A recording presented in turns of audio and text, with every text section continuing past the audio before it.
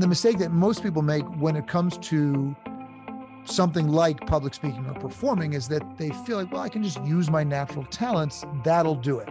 And generally, it's not enough. It's just not. You can do a good enough job. People say, oh, that was a good job. You did a good job, John. Oh, that was great. I like that story about this. But you'll leave the stage saying, I know I can do a lot more than good job, John.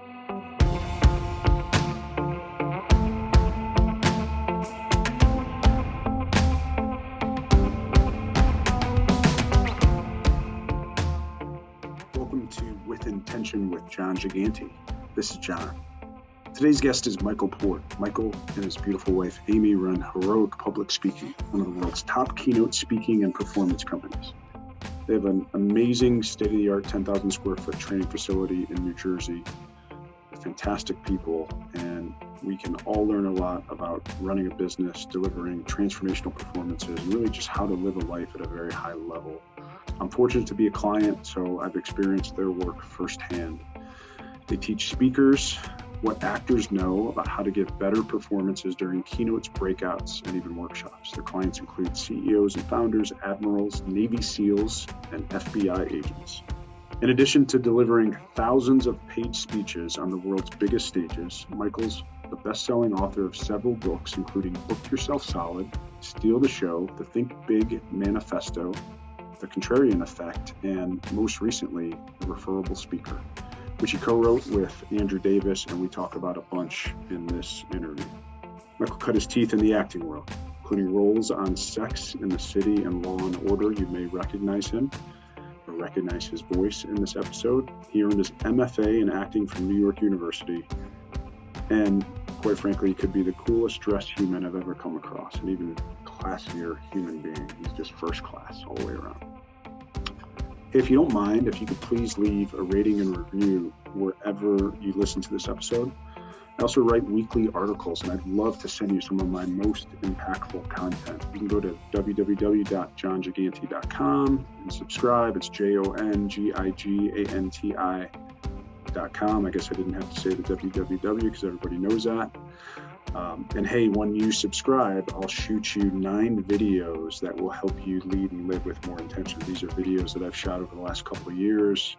Some of them are me just speaking to you, and some of them are interviews with some great thought leaders out there. So would love to have you on board, and I'd love to send that to you.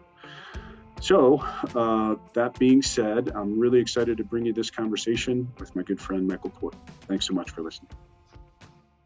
Welcome to the With Intention podcast. I'm here with my friend, Michael Port. Welcome, Michael. Thank you so much. It's so good to be with you. I can see you're here. Now we're recording this and gonna produce it on audio only, but it's always good to see your face. Yeah, you too. Well, you're very handsome, so it's a delight to get to see your face. Now you're making me blush, and it's good. I wish I could have the same haircut that you have. That's what I'm going for. It's actually not very hard. You just need a razor blade. In my case, my hair grows in I guess like the monk format, like typical male pattern baldness where I get a big halo. And my dad has it because, of course, he's a psychiatrist. So it fits his look perfectly. But it would be actually more helpful if it just stopped growing entirely, because now it just grows like a circle around my head. And if I let it go too long, it will definitely become a George Costanza type, which is not the look that I'm going for. Although once you turn 50, you kind of don't really care so much anymore. Right? Well, isn't it funny if times have changed? My dad, who's no longer with us, but he had the same thing. He was bald, but had just the wraparound, and it was like cool, just grayed out on him and all that. And he just rocked it, man. It was like a big thing. Exactly. But fortunately, our generation, found the bald look sleek, cool, and sexy. So it is the cool look. Well, you're looking good. I know everybody can't see you, but Michael is bald and beautiful. Well, plus, here's the thing, bald jokes always work. They always work. Like without a doubt, every single time I've ever made a bald joke, they work. And I have a theory. It's one of two things. Either, they just feel bad for you, so they laugh. Right. Like, oh, poor guy, lost all his hair, and you'll get a sort of a courtesy pity chuckle out of them. Or they just find you so funny looking because you're bald that they'll laugh. Either way, it works. And I'll take a laugh either way I can get it.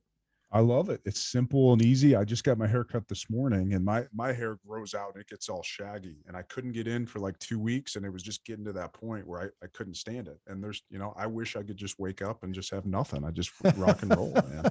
You could. Right? I could. Maybe I'm I just will at some point. Maybe I will at some point. Basically, this whole podcast, my intention is to convert all listeners to shave their heads. That's my goal. Well, you rock stage of life. You rock it well, my man. Well, congrats on the new book. Michael is coming out with his most recent book, The Referable Speaker, with Andrew Davis, his co-author. It's awesome, man. We were catching up a little bit before, and I was at a session at Heroic Public Speaking with Michael early last year, live, right before the pandemic, and he was teaching on some of the concepts, and I know it's a process to write and publish something. So congrats on that, first and foremost. Thank you so much. Yeah, it's the first book that I've released in 6 years. I released Steal a Show in 2015, and that was a Wall Street Journal bestseller. So it was a pretty broad audience book. This book is really written for professional speakers, or people who want to be professional speakers, or people who use speaking as a way to promote their business, but need to get booked regularly. So it's not just like a once in a while thing for them. Sure. It's not a book just to sort of pick up a couple quick tips on public speaking. Yeah. It's really a book that answers a question that had never been answered in our industry before, which is, how can you, if you're not famous, build a sustainable, ever-growing, thriving speaking business? It's never really been answered. There are books that have been written that give you lots of great marketing tips and maybe some good ways to think about setting your fees, or maybe an overview of the industry. But we've never seen an engineered formula that demonstrates what the answer to that question is. And we do think we cracked the code. It took us 2 years, plus the, 3 decades of experience that we have together, but 2 years of working together and arguing every day, researching regularly. I think we think there's 81 speakers profiled in the book, 50 some odd case studies. We really wanted to see if we could re-engineer a formula. And what we discovered was that, even the best, most iconic speakers in the industry can't tell you exactly what makes their speeches so effective, because often they've tweaked and changed and tested so many things over such a long period of time, they're not even sure what they're doing that works so well. And so often they'll say, well, you just got to market yourself there. You got to build your personal brand. You got to, write a book, become a bestseller, that kind of thing. Right. And then, if you just do enough, chicken dinner speeches or Elks Club meetings, you too can have a thriving speaking career. And it doesn't really work that way. Sure. There's maybe some survivor bias associated with that perspective. But really, there's only one thing at the end of the day that makes a professional speaker successful. And this is true, I think, for almost any business, but especially for this kind of business, is whether or not you have a product that people want to see.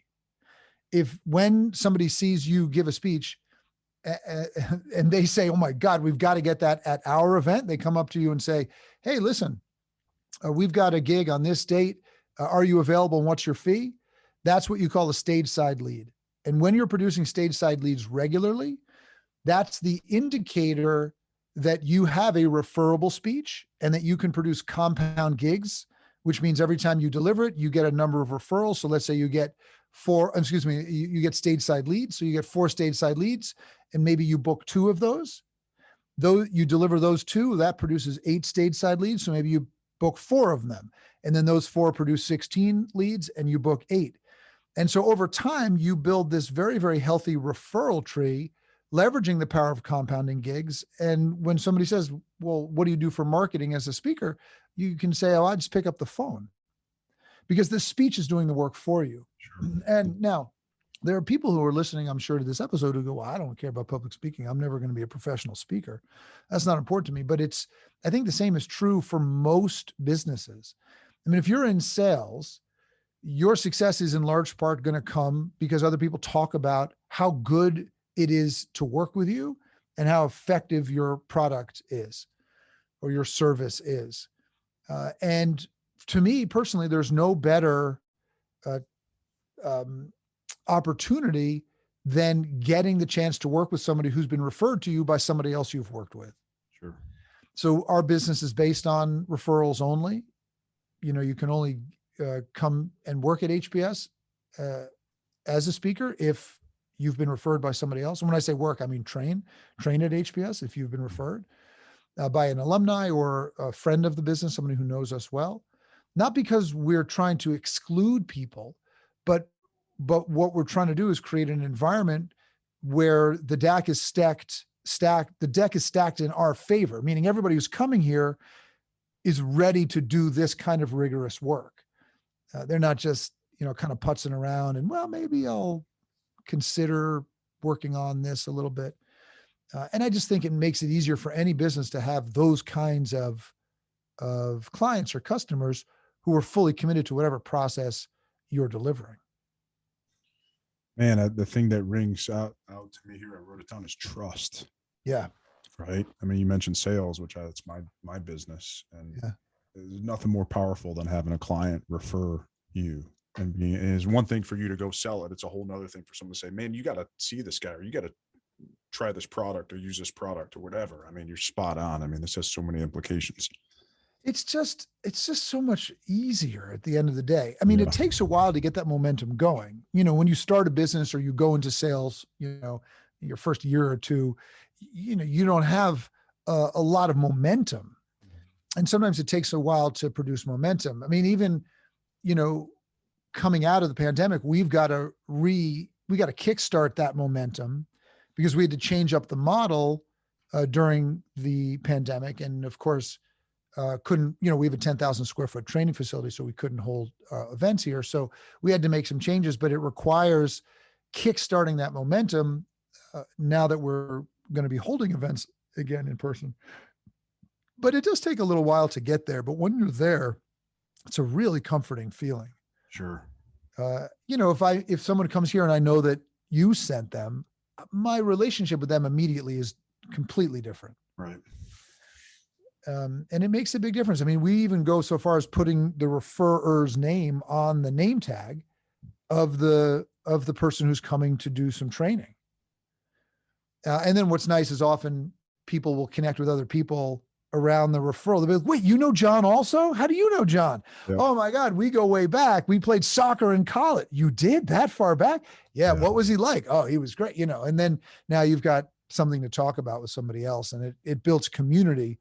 Sure. Not just, I think that people in business often put a lot of stock in developing trust with a potential buyer or a customer, but they think about it like, oh, I have to build trust with them. But if you can connect your clients with each other and they build trust with each other, they're going to have more trust for you. So you're building a community.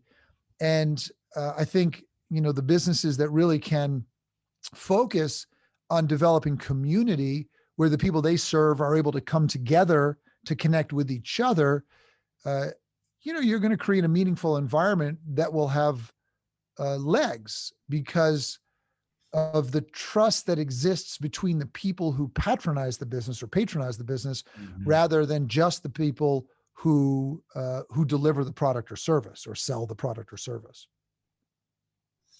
I completely agree with you. I'm curious. Have you seen that change through the last year and a half? Because we haven't had a lot of face-to-face, live conversations. That connection, I think, has been, now, yes, we've all adapted and we're doing virtual. Yeah. It's better than nothing. Yeah. I don't know. Do you feel like that's taken a hit? It's definitely better than nothing. It's not my first choice, nor is it my second choice. frankly, nor is it my third choice. But it is definitely better than sticking your head in the ground. Right. Ostriches, we are not. So, it's fine, but yeah. So for us, when our programming, I mean, we've done a lot of programming online in the past, but when we moved our in-person programming to online programming during the pandemic, people still made really close connections with each other because our training is often long-term and comprehensive. And so there's a lot of interaction between the people who are coming and doing training with us. And so we saw those kinds of relationships develop over time, but it was more focused, meaning there were smaller, tighter groups of people formed rather than a larger, looser group of people, because the way that they made the connections is if they engaged in some of the additional interactive activity rather than just the regular training. Whereas if they were here in the space, all of their training is done with each other, and their meals they have together, and they go out together. So I think that what we found is there's a lot of benefits to doing the in-person work that we can't get on virtual, but there's also some benefits to the virtual that we couldn't get in person as well. So it's not that it's not a zero-sum game. It's not like, oh, it's 100% better in person and always going to be better in person. That's not the case.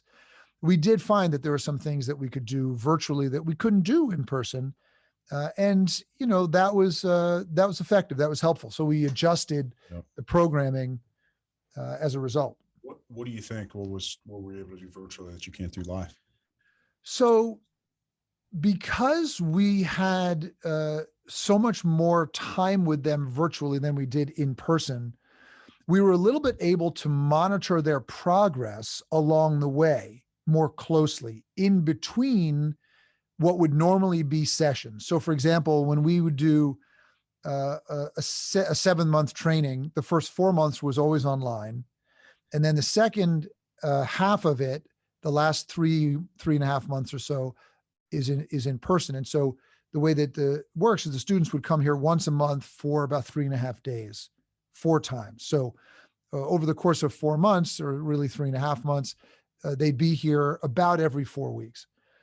And these are not kids, these are adults. Sure. And very, very busy adults who have careers and are traveling or, just have other stuff going on. So we're not going to micromanage the way they use their time. We're not going to infantilize them in that way. So in between sessions, we're not forcing them to tell us what they're doing.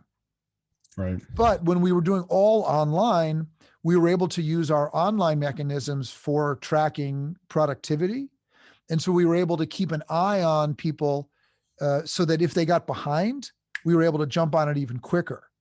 So there were some things that it's not that we can't do that in person. It's just that we weren't doing it in person as much. We found that when we moved online, we decided to make that effort more of a focus for us because they weren't here. So we wanted to make sure that we had as much accountability as possible. So we put more tracking measures into place. And now we find when we go back to in-person, we're going to keep those tracking measures because we found that actually worked much better. And so we'll upgrade the in-person as well. So, entrepreneurs are always looking at finding solutions to problems. So at first, obviously, I was very disappointed that we had to move, to the virtual. But over time, I found, ways to make it more productive, to make it as productive as is needed to produce the results for the students. And that's really the litmus test. I wasn't trying to compare it to in-person, but can we produce the results that they need just in a different medium? But I got to tell you, I will be very happy to do less virtual and much more in person starting very soon. Well, and I was a part of your program last year, which started out, I was there at your headquarters in January, and we started in June, but obviously the pandemic hit. So it was supposed to be live, partially virtual, then live. And I was really impressed, and a lot of companies too. My company's done the same. A lot of our clients have done the same. How everybody's adapted to just change, because I mean, resiliency is important in anything we do. But I'm curious how you led your company through that, because from a client, a customer Yeah. perspective, it was really impressive to see, like, okay, because that's a big change. Mhm. You charge a fee for someone to take part in a program. And it's a big fee. It's not, It's a big it's not, fee, yeah. right? And here, and I'm sure plenty of people decided to opt out. I was one that stayed in and said, I'm going to figure out how to do this regardless of what the medium is. And Yeah. it was a great experience. I'm just curious Yeah. how you led through that. Yeah. Well, so gosh, it's a walk down memory lane now. It's really amazing how long it has been. Sure. We're going on almost 18 months now since this started. And at first, many people that we served were very anxious because, of course, the industry was shutting down. Mhm. And some industries weren't. And so, people might be nervous because there's a pandemic, but they might not be nervous that it was going to affect their business. And then some businesses were immediately and dramatically affected. Uh, you know, uh, Many business owners had, existential concerns. Sure. And we did too, because we are primarily an in-person business. But right at the beginning, many people, because it was so confusing, really pulled the emergency brake hard and said, I can't do anything else. I'm out. I'm not going to do it. I want to just withdraw from the program, and that's it. And so what we decided to do was say, okay, before we make any big decisions, let's wait 30 days. Because,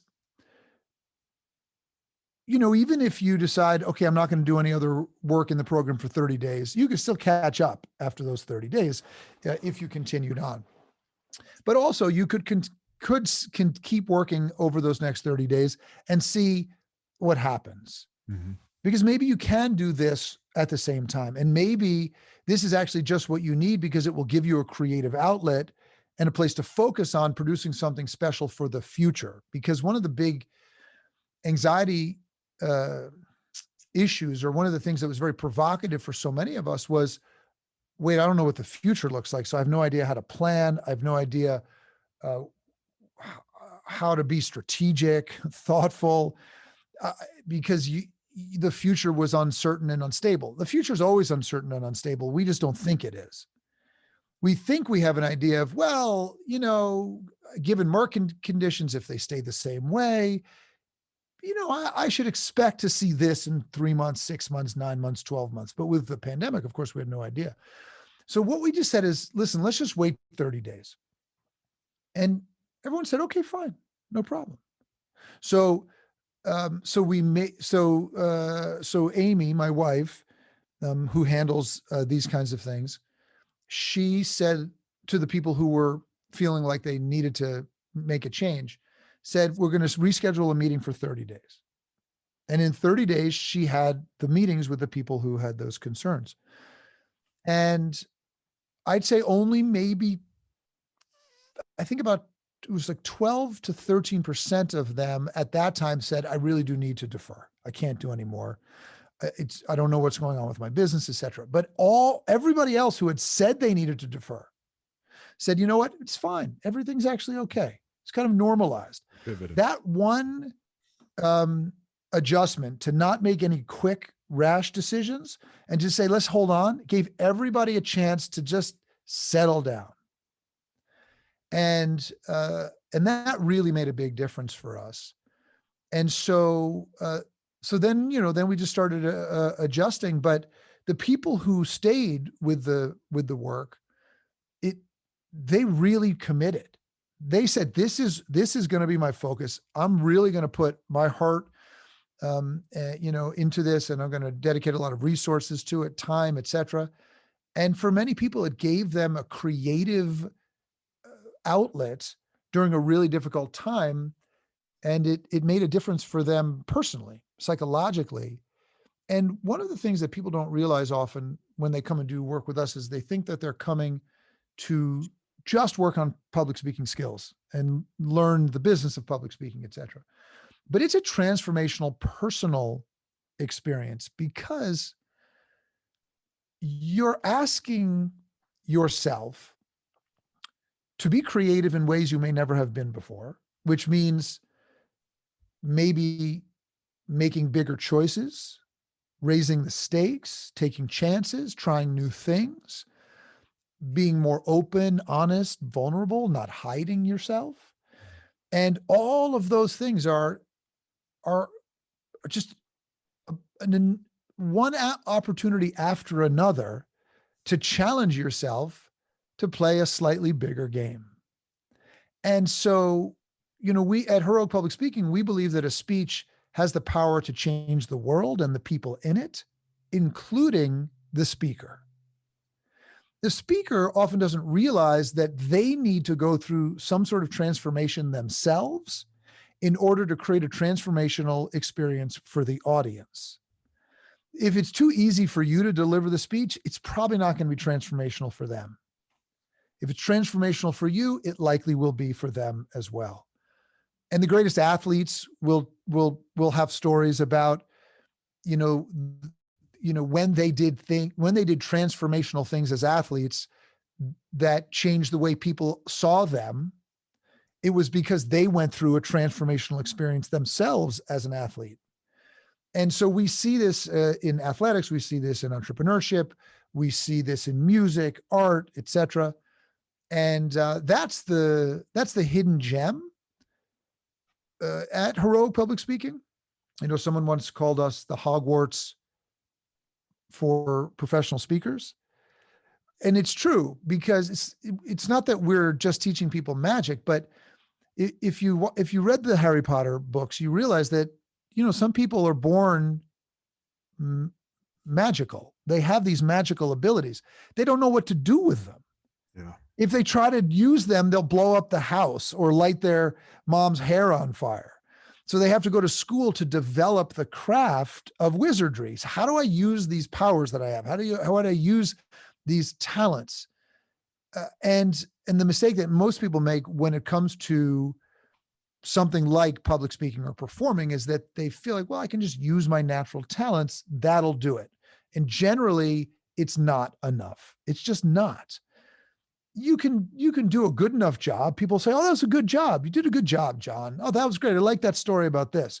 But you'll leave the stage saying, I know I can do a lot more than good job, John. Yep. I think I can create a transformational experience for these people, but I just don't know how. I need the craft. And what we do is we supply the craft so that you know how to do it and have a process for it. So it's not actually magic. It doesn't seem like, it's something that's you're making up out of thin air. And it's one of the reasons that performers to us are so extraordinary, because it looks so easy to them. But they may have put thousands of hours of rehearsal into that performance to make it look like it takes no effort. Sure. Huge point. And that was on my list to ask you about, this whole piece on a mindset of truly performing, truly being prepared. For me, I am a perfect example of what you just said. I've been speaking for a long time, been in sales for a long time, but I've never really worked on the craft until I met with you guys. I did some Toastmasters back in the day, which is helpful, but I mean, this is really next level, like a PhD in speaking. And it's certainly still a work in progress, but the foundations are there. And I built a keynote with you guys, but that piece of it to me is that, you could look at any athlete, I don't know, LeBron James, whoever, and you think they're just naturally born. Of course, sure, he's born 6'8", whatever, and a freak athlete, but man, all the work behind the scenes. You think about Alan Stein, who talks about Kobe Bryant, the story of seeing him at the gym at 4 a.m. Yeah. Like, this guy's working on the fundamentals of basketball. He's the best player in the world. He's working on the basics at 4 a.m. It's a fascinating story, but it's so true. It's such a good lesson for everybody, that you got to work on your craft. And for me, I've never considered myself a creative type. Yeah. So for me, it's been really pushing me outside of my comfort zone from a speaking perspective. I'm in flight, early stages of writing a book, and it's not easy, but I've learned to embrace the process more. It's not supposed to be super easy. You got to go through the messiness to get to the end. Yeah. Nobody knows how to do it the first time they do it. Yeah. Yeah. Right. I think we're supposed to. Actually, it reminds me of this little study that was done to try to figure out if watching YouTube videos actually helped you develop skill, and how you saw your level of skill based on watching those videos. So they separated people into two groups, and they had them watch the same video. No, I'm sorry. That's not right. They separated them to two groups. Only one of them watched the video. That's what it was. Only one group watched the video. The other group did not watch the video at all. The video was of expert moon walkers, not people who walk on the moon, but people who moonwalk like Michael Jackson. Okay, sure. But the best moonwalkers in the world were doing moonwalking in this video. Which is amazing when people do it.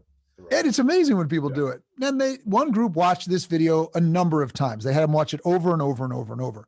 And the other group didn't watch a video on moonwalking. And they asked both groups, how good do you think you would be, on a scale of 1 to 10 at moonwalking? Well, as you might imagine, the group that watched the videos thought they would be quite good. They ranked themselves very, very high. The group that did not watch any moonwalking videos ranked themselves very low. Most of them said I would be a 1 or a 0, maybe a 2.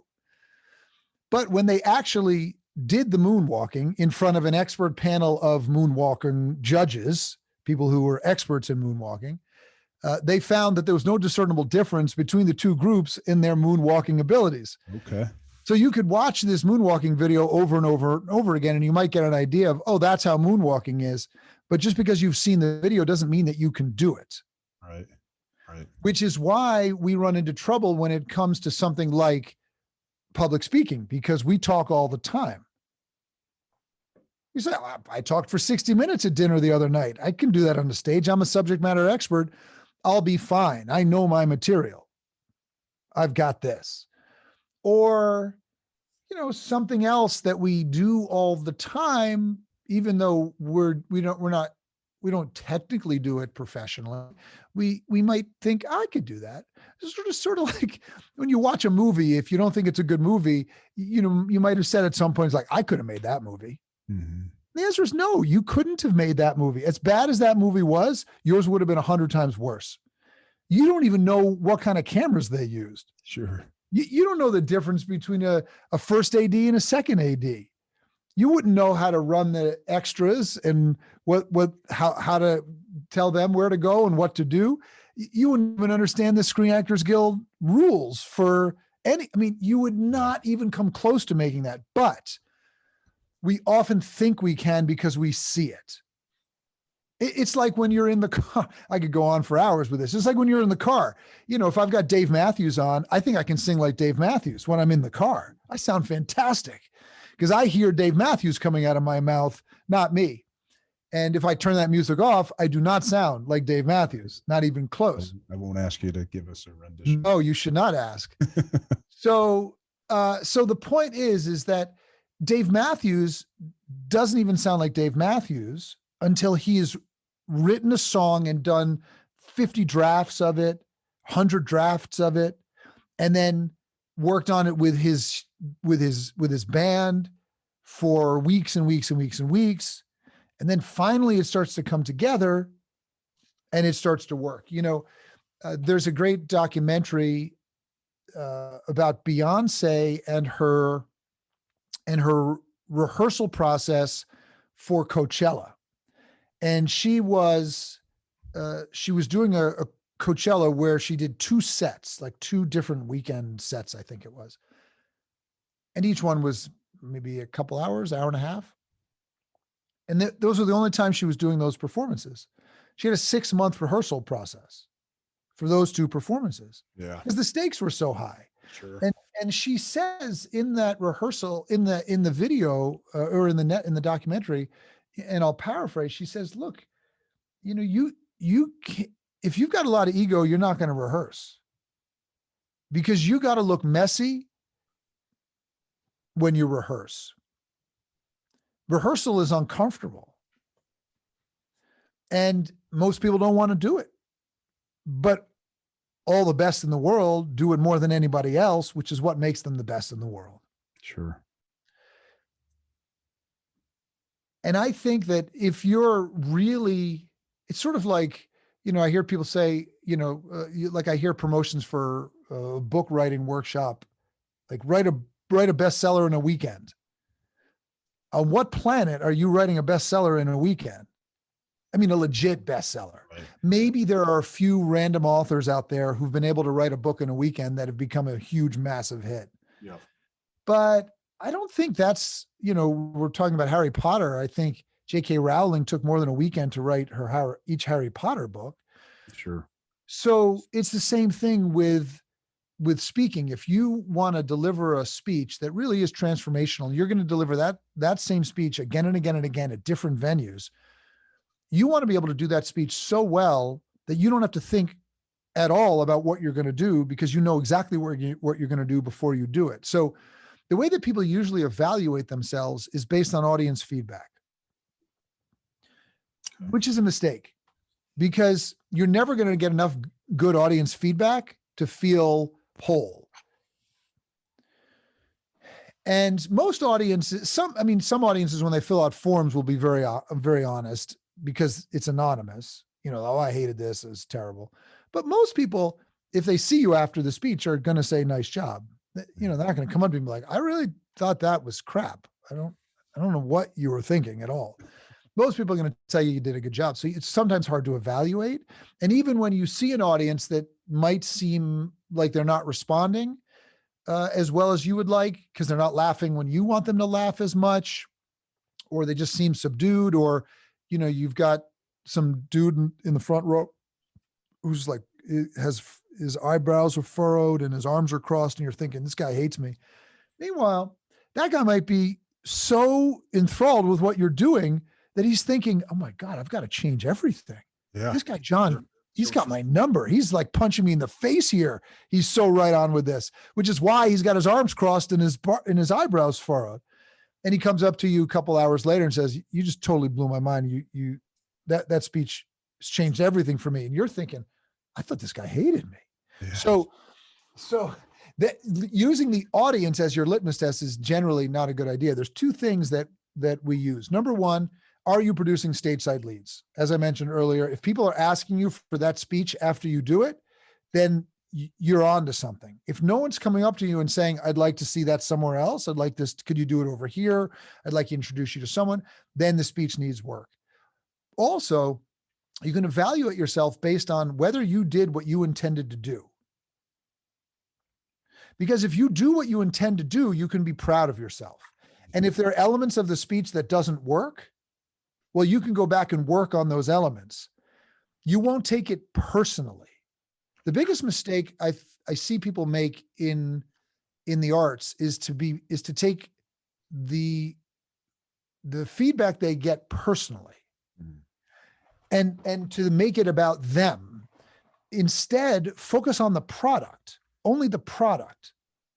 Make it about the product. So if you get feedback on your speech that is not as flattering as you would like, then you can look at, all right, what about the product isn't working? What do I have to fix? Now, the reason that people have trouble often is because they don't know how to do that. You need craft in order to be able to analyze all the different components of a speech to determine what is working and what needs improvement. But isn't the product, I can see how people would, and I've done this before. The product is the person, right? So you would think that makes sense. The product, I think, actually is the speech, not the person. Gotcha. Okay. And I think that's the mistake that people make. And here's why. It's a very reasonable mistake, because when people get into speaking, who are they influenced by? Famous speakers, not the random speaker they saw somewhere, but famous speakers. Sure. So famous speakers tend to be what? Famous. Here's the big difference. When meeting planners are evaluating you, if you're famous, the first thing they consider is, how famous are you? So if you're famous, they first want you, then the speech. So if it's Malcolm Gladwell, they'll say, Mr. Gladwell, are you available? What's your fee? And he says, this is my fee. I'm available. Well, his agent probably says, this is my fee. I'm available, or he's available. And then they say, what would Mr. Gladwell like to speak on? But if you're not famous, first they evaluate the speech, then they decide if they want you to deliver that speech. Sure. And I'll raise this I'll take this up another level.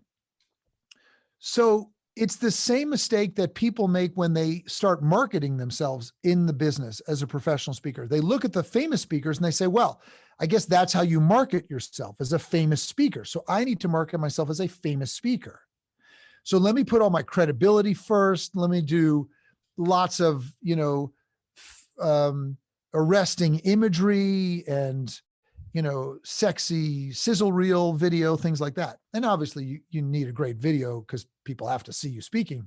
Sure. But that's the mistake, because you can't win a competition on fame if you're not famous. It's never going to work. I cannot compete with Brene Brown on putting butts in seats. She's going to put more butts in seats than I am because she's more famous. But I can be what you call a surprise and delight speaker.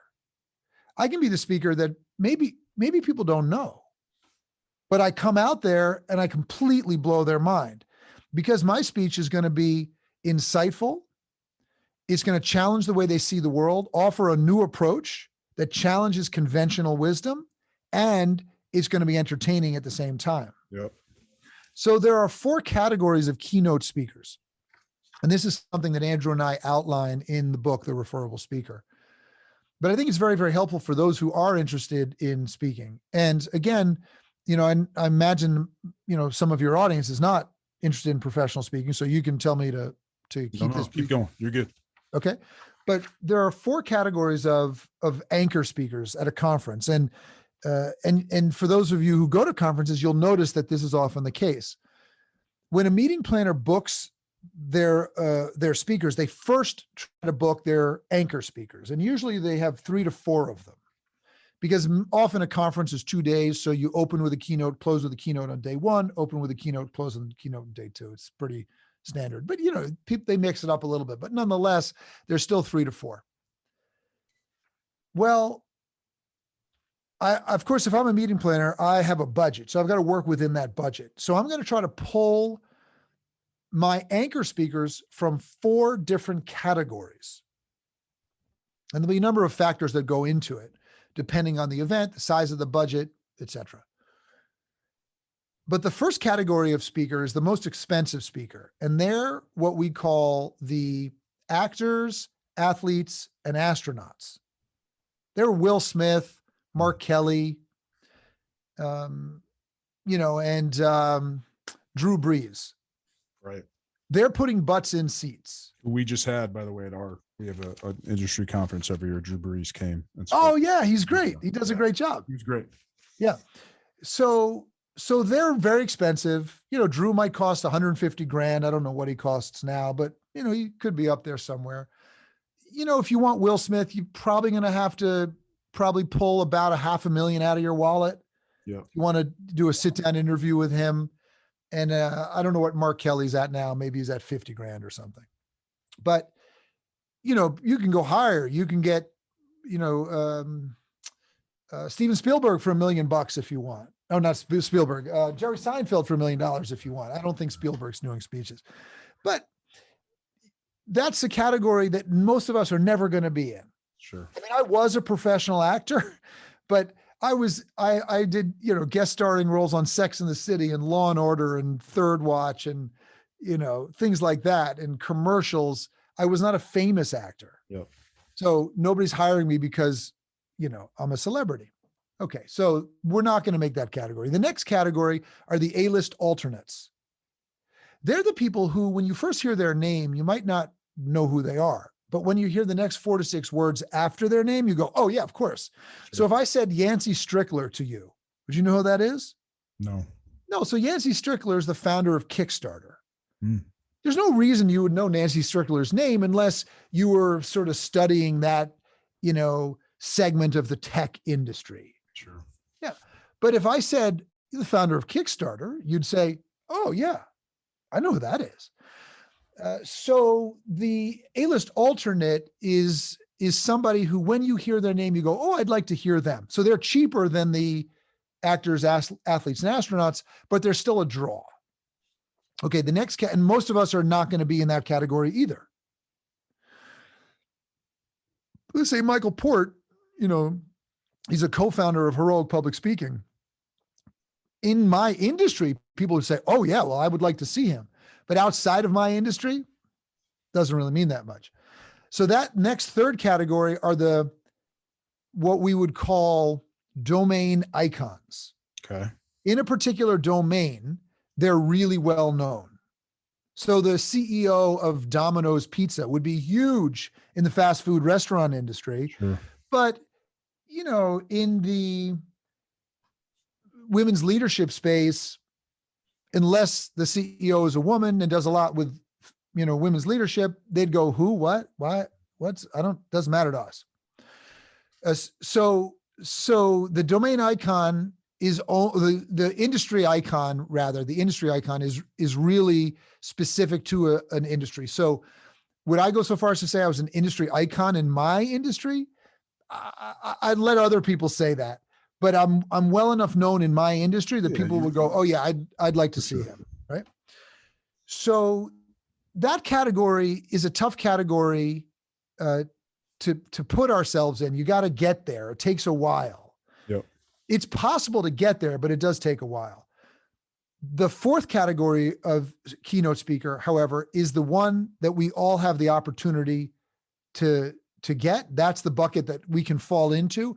It still takes a lot of work, but when you are in that bucket, you will work nonstop on the professional keynoting circuit, because that's the surprise and delight speaker. Mm-hmm. That's the speaker that a meeting planner likes to have in their back pocket, and they'll book them 10, 20 times a year at different events because they translate really well to different events, and they always deliver. They're the ones that everybody's talking about after the conference. When they go back to their office on Monday, that's what they're talking about at the conference table. Is like, all right, listen, I just saw this guy, John, I don't know, I can't remember his name, is like Big. He's got a big name of some kind of Big, John Big or something. But I saw this guy, and he was talking about this, and this in sales, and we have got to do what he's talking, that's what they're talking about. Like, oh, by the way, I got a picture with Will Smith. Can I show? Right. So the meeting planner knows that. That surprise and delight speaker is not going to put butts in seats, but they're going to get everybody talking afterwards. Sure. And there are specific elements of a speech for a surprise and delight speaker that we see consistently. And that's what we wrote about in the Referable Speaker. So we've been able to identify, by breaking down the structure of speeches by referable speakers, to identify what are in referable speeches, what makes a speaker referable. And it always starts with the speech, not the speaker. It always starts with the speech, not the speaker. Just like a cake starts with the cake, not the icing.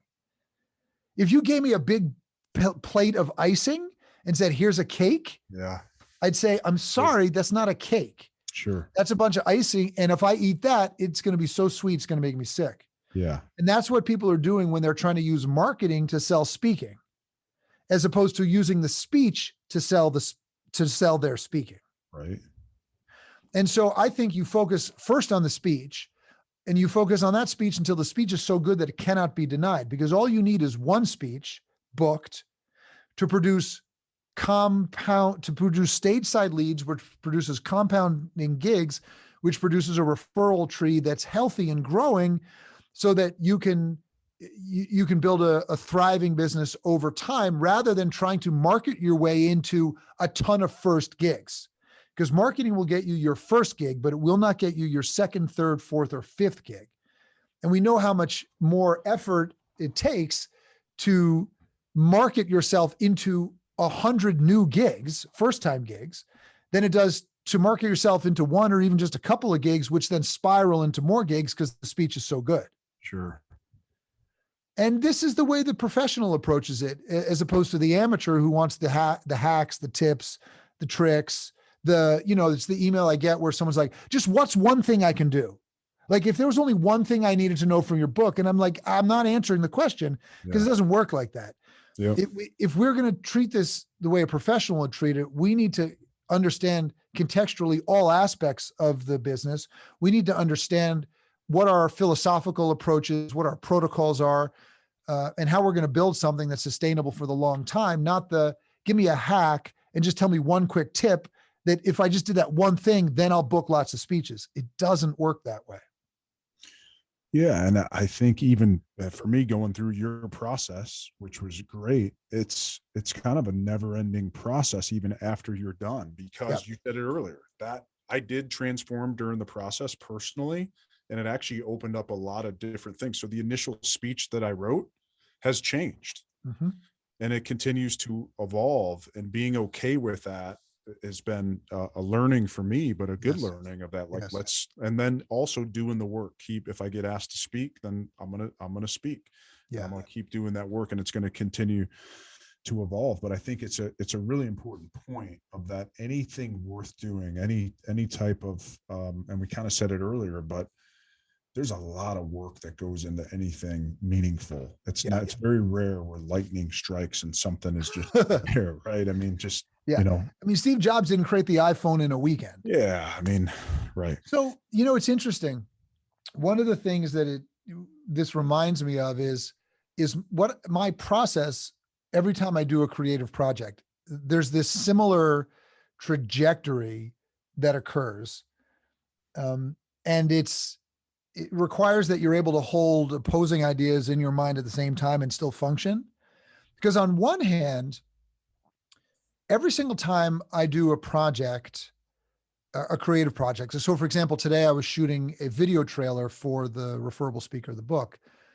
And of course, I know the trailer is supposed to come out before the book. We're just doing it a little backwards. The book just came out, but we're now shooting the trailer. And every time we go into a creative project, we have a really clear idea of what we want our deliverable to be. We work on that. What are we trying to produce? So we have a really clear, well-articulated picture of the outcome. So that sets us up for success on the project. Now, there's a lot that we need to do to make that happen, but we also have an overriding expectation that whatever we create needs to be better than what we can imagine right now.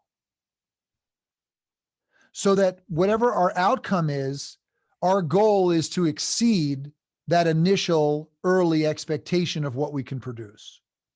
So we're challenging ourselves through the process. And doesn't that happen naturally as you're going through the process? So whatever outcome you set, as you start going through, you're going, well, I can go actually beyond whatever that outcome is. Correct. Yeah. Yes. I think having, that as an approach, that is your philosophical approach, that we expect to make something better than we originally intended, so that you keep challenging yourself every step of the way. That requires a keen focus on that. But the other thing that also happens at the same time, which is why you've got to be able to hold these two ideas in your head at the same time and still function. For me personally, when I'm working on the project, I think it sucks. I hate it. It's terrible. I'm like, none of this works. I don't like it. And I go through this on and on and on and on and on and on and on and on. It's never good enough. And I think it's going to suck. And then when I finish it, I go, oh, it's not as bad as I thought it was going to be. So it's these two opposing things. Like, okay, wait, the whole time I think it sucks. And then when it's finished, it's not as bad as I thought it was going to be. And at the same time, throughout the whole process going, how can I make it better? What can I do to make it better than what we originally conceived of? Yeah. So both of those things are at play at the same time. And I think that's very typical for creative professionals that I've worked with over the years. And it's just something you get used to. Sure. And then you trust the process of, okay, I think it sucks, but it's going to be better than I am thinking it will be right now. Yeah. And when you're very creative and you're constantly putting out new things for your audience and they like most of them, you of course build more confidence. They're not going to love every single thing you do, but you build more confidence when you find that the majority of things that when you were working on, you hated, you realize people actually really liked when you were done. Sure. And is that it? That's what builds. So once you get that feedback, you're going, okay, I got to trust the process. Because last time I did this, I felt the same way. And it was a good outcome. Yeah. So trust it. So what happens is you start trusting yourself, or because people are, experiencing it positively, but you've got to balance your own taste with audience taste, meaning you can't just perform for their approval. You have to, not have to, but it's very effective to perform and create for your own approval as well, meaning yourself, that you're proud of the work you're doing, even if you hate it along the way. Yeah. It's this weird, it's the paradox of creativity. You're constantly challenging yourself and also constantly questioning yourself. Ira Glass, the host of This American Life on NPR, he said something to the effect, I'll paraphrase. He said, many people go into creative pursuits because they have high taste for the kinds of creative products that are, produced in that field. And so they want to make something that is as good as their taste. And then they start the process of trying to make something. And because they haven't done it before, they actually don't yet have the skills to make something as good as their taste. So often what happens is they give up. They go, I can't do it as well as I want to do it, so I quit. The people who tend to have long careers in creative professions are the ones who keep plugging along until they're able to produce something that is as good as their taste. They're going to be very frustrated and uncomfortable along the way often, but they'll get there. Then guess what happens once they produce that thing that is as good as their taste? What's that? Their taste gets better. Goes up. Yeah. It goes up. So the next time they make something, they're like, this is terrible. It's not as good as my taste. But then they keep digging it out and keep digging it out and get gritty and get gritty, and then they finally make something as good as their taste. And guess what happens? Yeah. Taste gets up. So, so that's he, when Ira said that, I thought, oh yeah, that's it. Yeah. Cause you made something in grad, you felt, well, it's pretty good. Then you realize, wow, there's a whole nother layer or level that I can tap into in myself. Now you have higher expectations for what you can do because you've seen that you have the ability to do it and you've been developing the craft that will allow you to do it. So now the space in between what you think you can do and what you can actually do is smaller. They're closer. There's not as much of a gap anymore.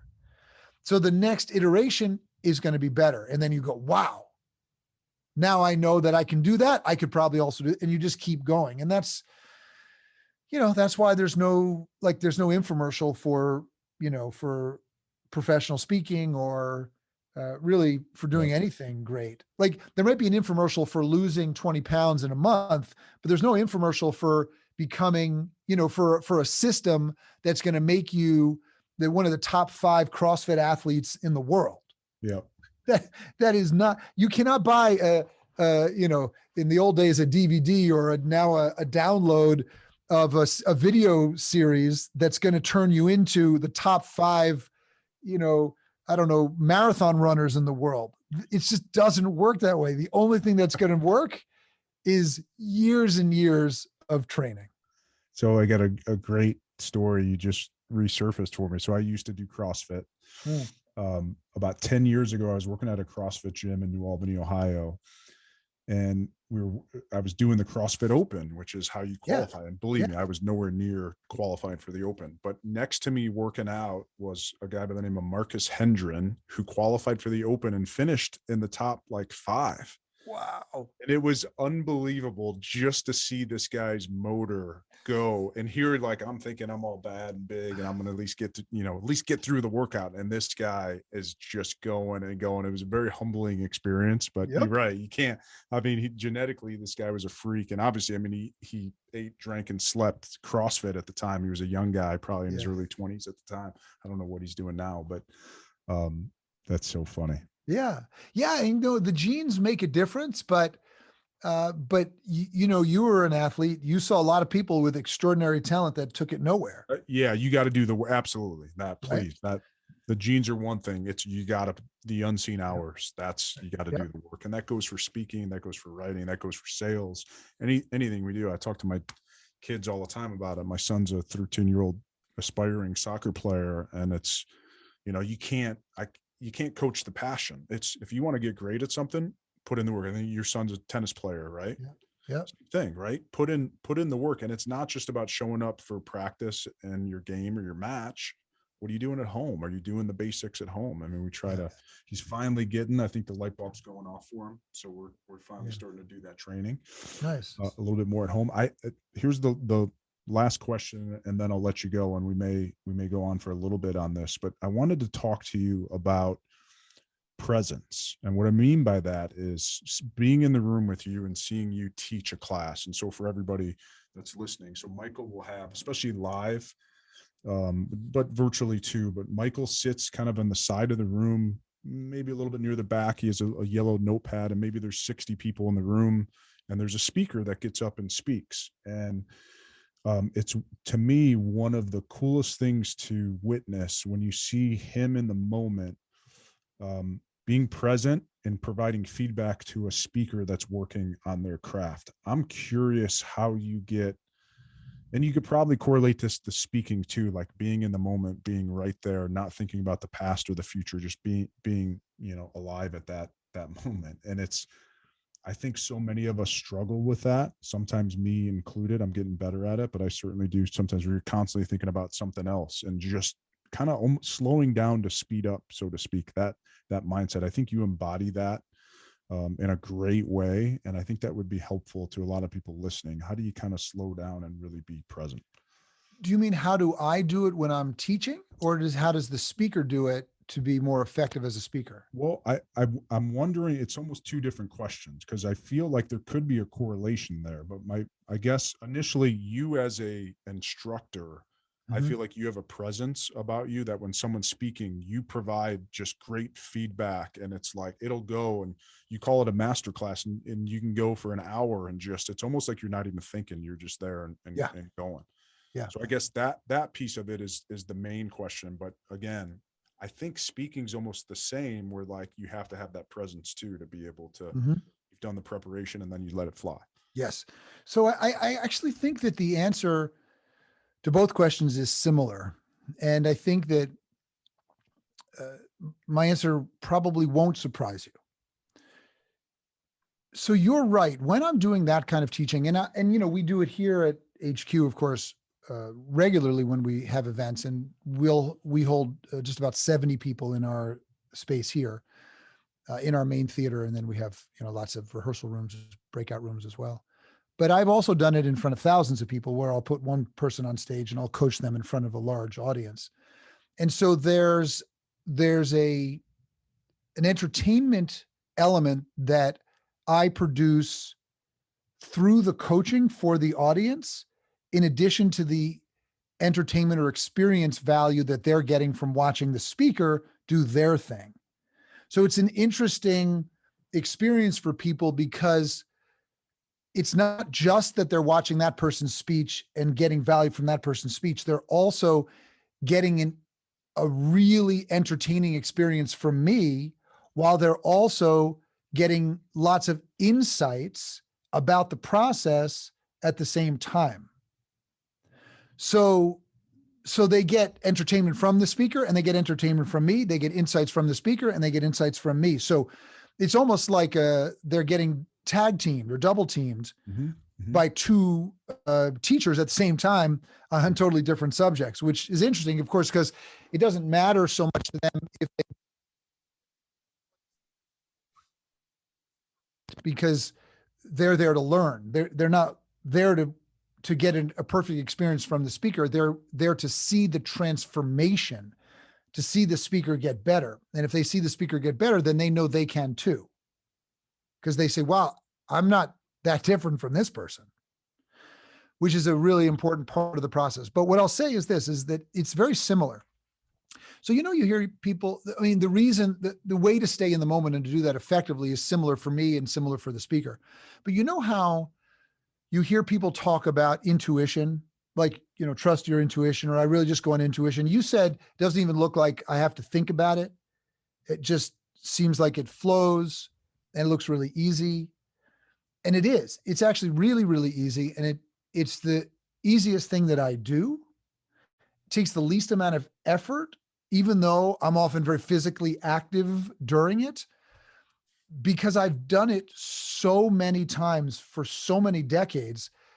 I have seen thousands of times the same exact issues coming up over and over and over again.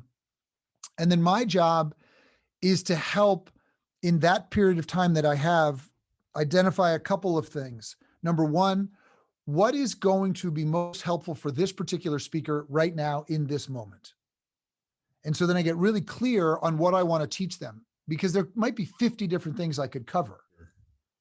But I've just got to focus on one, maybe two or three secondary and tertiary items, but one big thing that's going to give them a big impact that the audience says, wow, that was different. And so part of that comes from experience, and part of that is a moment, that a decision I'll make in the moment based on what the audience has experienced thus far and what they still need to experience. So I'll pick learning objectives based on what is important to them at that time, based on where we've been and where we're going. Yeah. And the same thing is true for the speaker. The speaker needs to be really, really clear on what they're trying to teach. One of the things that we see often amateur speakers do is it's like they have a 2-pound bag that's supposed to be for content, and they fill it up with 9 pounds of content. Or the other analogy that I might use would be, it's like having too much plane and not enough runway. Sure. You're going to crash. If you try to, if you find yourself having way too much content, or not being able to finish the content in the time you have allotted, or going over because you're trying to pack more things in, you've got way too much. Yep. Audiences can really only generally consume about 20%, maybe 25% of what a speaker is teaching over the course of an hour. Okay. And so if you think about it like that, if you're overpacking your sessions, then they're not just going to get 20% of the 9 pounds. They're still only going to get 20% of the 2 pounds, because they can only handle 2 pounds to start. Sure. So that's great advice. In fact, they may even get less because they're so overwhelmed because there's so much. Right. So the only way that you can control that is by knowing what you're going to do before you do it. You can't say, well, I'll cover these 8 topics in 60 minutes and I'll do 8 minutes per topic. You're going to run into time problems. Yeah. And you're generally going to have too much content. So it's the same thing for me, and it's the same thing for them, is trying to be as focused as possible, as streamlined as possible, so that the transformation is as clear as possible. Mm-hmm. We see, as you're talking, I'm going, oh my gosh, this has so many business implications too, because we do pitches all the time, and we have pitch decks, and it's very easy for a salesperson, anyone, and I think everybody sells, everybody influences others. Yeah. To sell is human. Yeah. It's very easy to want to get it all in and pack everything in. I can't tell you how many meetings. This is something we got to get better at. We do pretty darn well in our business, but how many meetings we don't get to all the content, and it gets rushed. And it's almost like, take a step back. It's almost like we need to do a study on the amount of slides or the amount you can actually fit in and what's most impactful. Yep. You're spot on. I mean, I think that's a great insight for everybody. We try to fit so much in when it's just, how can we fit the most important things in and let the other stuff go? That's right. Kill And your let darlings, right? that come later when they have more questions. Yeah, right. Yeah, I think that, every really important pitch has got to answer some question. Every important pitch has got to answer some question, and provide an approach that is visionary in nature, that doesn't just, use current best practices or, the same commoditized features that everybody else is pitching, but a big existential question that, if we can answer, changes the future for them. So it's deeper work in the development of the pitch, but the pitch is easier and more focused as a result. So I like the idea of front loading your work so that when you do it, it's really easy. And the hard thing about the way that we've set up work in our age is that everybody is so overworked that you barely have time to do any prep work for the important things that you've got to do. And so if you've got a sales team of 100 or 1,000 people, and they're so busy that they can't prepare for their pitches, then they're always going to pitch the same content. And much of it won't be relevant and won't really speak to the big existential questions that the decision makers at the organization are trying to work their way through. Sure. So, it's easy to talk about in this way. It's from a theoretical perspective, it's always harder to do. Yeah. But we're in the business of doing something with these ideas. And even though we're really pretty darn good at it because we do it all the time, it still takes us days, sometimes weeks. Heck, Andrew and I, when we were writing the Referable Speaker, we changed the big idea for the book a year into writing the book. Wow. Okay. Because we discovered that the big idea was slightly different than we had originally thought. And the question we were trying to answer needed to change a little bit. What was it before? Can you share that? Because you ended on the speaker. Well, so originally we were calling the book The Referable Speech. Okay. And it was all about the speech. And then we realized, wait, ultimately, yes, it is about the speech, but the speaker thinks it's about them. Yeah. So we need to make the speaker the referable speaker. Okay. But it led us to asking the most important question, which is, if you're not famous, what's the formula for building a self-sustaining, ever-growing speaking career? And nobody had ever answered that question before. Yeah. That we could tell. We couldn't find it anywhere in any book. All we saw was a bunch of tips. And the kind of advice that, you could pick up in any marketing book about marketing anything. It didn't really actually answer the question for our industry. So we thought, Sure. Could we answer the question? And I think we did. I was skeptical at first, frankly, because it's such a nuanced creative art. I wasn't really sure, is there a formula for a referable speaker? And the answer is yes, it's in the speech, of course. Yeah. But I think we did do it. So we had to make some changes, and if you saw drafts from the book the first year in, you'd see a completely different book. I imagine that's a case for most books, right? I mean, as someone who's going through the early stages now, that's what I'm I'm making sure I'm reading my Stephen Pressfield War of Art and Yes. just continuing down the Yes. path. We're doing some work with AJ Harper, who we both know, right? Just Yeah, she's knowing fantastic. like, yeah, it's like, it's like this, John. I think there are two things that can happen. Say, if you're working on a book, either you've been thinking about this and working on this for so many years that the first pass is actually pretty close to what you're going to put out. But that's rare. Wow. Did you hear that? I did not. Oh man, that was some of the loudest thunder I've ever heard. Oh my gosh. Yeah, it's pretty cool. If you didn't hear it, you can just put it in as special effect. We'll do that. So that may be the case for some people. Like, I know the playwright David Mamet sometimes will write his plays that way because he'll think about them for years before he starts writing them, or he'll make notes. But then when he writes them, he could write them, in a week or two. Okay. But that's his particular style. Now, I don't know if that's how he does all of his plays, but most writers, if you look back at their first drafts of their books, they're very different books. Sure. And I would hope so. So either the first draft is so good that you only have to do minor tweaks, but I think that's maybe 10% of the time.